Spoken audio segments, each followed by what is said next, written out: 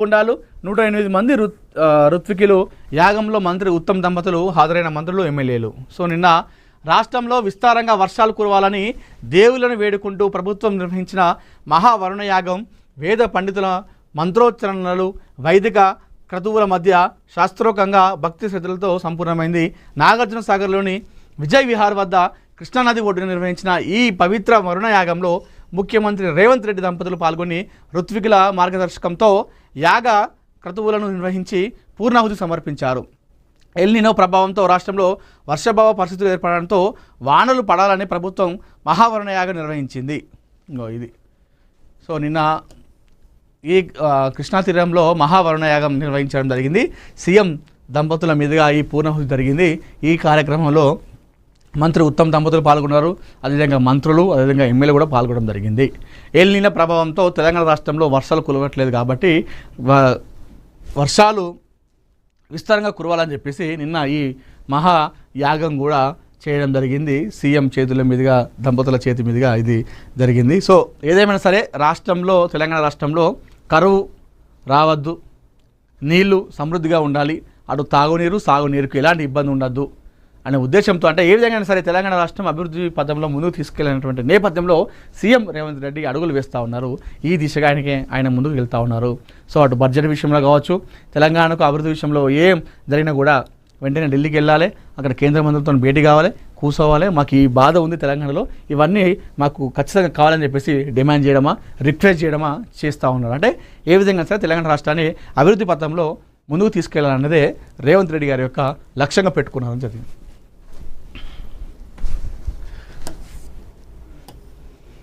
చెత్తంతా సీఎంసీలోనే సర్వే నెంబర్లు 11/33, 11/34లలో 4,000 చదరపు గజాల ప్రభుత్వ భూమి గల్లంతు. సూపర్. సీఎంసీలో ప్రజాపాలన అట్టర్ ఫ్లాప్. దండుపాలెం ముఠాలతో దోస్తానం. దొంగలకు సర్ది కడుతున్న ఉన్నతాధికారులు ఎవరు? 100 కోట్ల ప్రభుత్వ భూములు అక్రమార్కుల పాలన. ప్రభుత్వ నిషేధిత భూముల్లో అంతులేని అక్రమ నిర్మాణాలు. చేతులెత్తేసిన జిల్లా రెవెన్యూ యంత్రాంగం. ప్రజావాణిలో ఫిర్యాదు చేసిన పత్రాలు చెత్తబుట్టలకే పరిమితమా? పత్తాలేని స్పెషల్ టాస్క్ ఫోర్స్. అటువైపు కన్నెత్తి చూడని హైడ్రా. జిహెచ్ఎంసీ చట్టం 1955లోని సెక్షన్ 461A తూట్లు పడుస్తున్న టౌన్ ప్లానింగ్ విభాగం అంట. అవినీతి అక్రమాలతో కంపు కొడుతున్న మున్సిపల్ శాఖ, నిద్రపోతున్న నిఘా వ్యవస్థలు. ఇది కథ.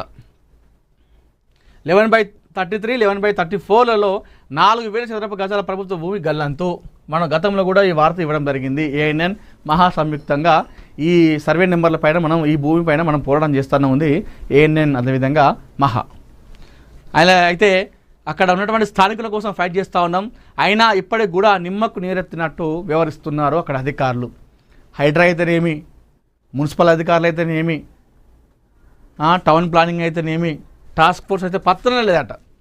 ఇప్పుడు ఈ హైడ్రా కానీ, ఈ మున్సిపల్ వాళ్ళు కానీ, ఈ టౌన్ ప్లానింగ్ కానీ బలహీన వర్గాల దగ్గరకు అయితే వెళ్తారు. బలహీనులు ఎక్కడైనా చిన్న పోయి గుడిసేసుకుంటే అక్కడికి పోయి వాళ్ళ బలపరచన చేస్తారు. కానీ ఇలాంటి బలవంతుల దగ్గరికి వెళ్ళేటువంటి ప్రయత్నం చేయరు. మరి ఎందుకు అర్థం కాదు. సైబరాబాద్ మున్సిపల్ కార్పొరేషన్లో ప్రజాపాలన పడకేసిందన్న విమర్శలు తీవ్రస్థాయి వెలువడుతున్నాయి. దండుపాలెం ముఠాలతో చేతులు కలిపిన కొందరు ఉన్నతాధికారులు అవినీతి అక్రమాలకు పాల్పడడంతో ప్రజాపాలన అటర్ ఫ్లాప్ అయిందనే ఆరోపణలు స్థానికంగా బహిరంగ చర్చకు దారితీస్తున్నాయి. దొంగలకు సర్ది కడుతున్న అధికారుల తీరుతో 100 కోట్ల విలువైన ప్రభుత్వ నిషేధిత జాబితాలో ఉన్న భూముల్లో యథేచ్ఛగా బహుళంతస్తుల నిర్మాణాలు జరగడమే దీనికి నిదర్శనంగా చెప్పవచ్చని స్థానికులు పేర్కొంటున్నారు. ప్రభుత్వ భూములను కాపాడాల్సిన రెవెన్యూ యంత్రాంగంతో పాటు పదుల సంఖ్యలో ప్రజావాణిలో చేసిన ఫిర్యాదులు, సమర్పించిన పత్రాలు చెత్తబుట్టలకే పరిమితమవుతున్నాయని విమర్శలు వెలువెత్తున్నాయి. మరి ఈ దానికి ఎందుకు ఈ ప్రజావాణి, ఎందుకు ఈ కథ అంతా? ప్రజావాణి పెట్టినందుకు ఆ జిల్లాలో ఉన్నటువంటి ప్రజలు ఏదైనా సమస్య వస్తే సోమవారం నాడు ఆ జిల్లా కార్యాలయం, కలెక్టరేట్ కార్యాలయంలో అక్కడ అధికారం వచ్చి కూర్చుంటే, బాబు సారు లేదే మేడం మాది ఇది సమస్య మేడం అని చెప్పేసి ఒక చిట్టీలో రాసుకొని ఇస్తే అది చూసుకొని వాళ్ళు ఆ పరిష్కారం మార్గం చూపుతారని. అదే మామూలుగా ప్రజావాణి అంటే.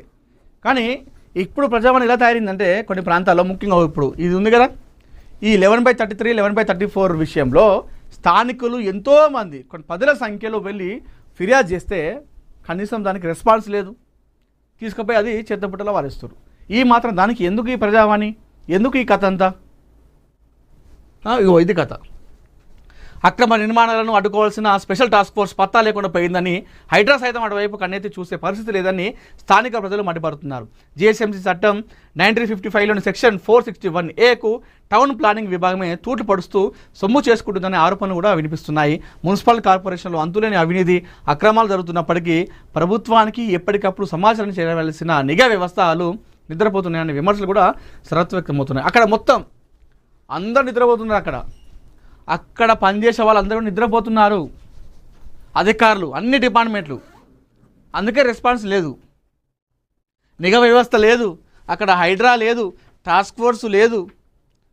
టౌన్ ప్లానింగ్ ఉన్న అధికారులు మొత్తం వాళ్ళకే వత్తాసు పలుకుతూ అక్కడ ఆ చట్టాలకు తూట్లు పడుస్తూ ఉన్నారు.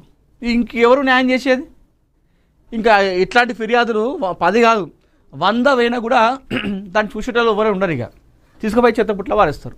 ఈ 11/33, 11/34 సర్వే నెంబర్ల ఈ ప్రభుత్వ భూమి గల్లంతు విషయంలో ఎందుకు అధికారులకు నిమ్మకు నీరెత్తినట్టు వివరిస్తున్నారు? ఎందుకు పట్టించుకోవడం లేదు? సైబరాబాద్ మున్సిపల్ కార్పొరేషన్ పరిధిలోని షేర్లింగంపల్లి మండలం కూకట్పల్లి జోన్ కానామేడ్ ప్రాంతంలో ప్రభుత్వ భూముల పరిరక్షణ రెవెన్యూ యంత్రాంగం గాలి కొదిలేసిందనే విమర్శలు వ్యక్తమవుతున్నాయి. దేశవ్యాప్తంగా ఐటీ హబ్గా పేరుగాంచిన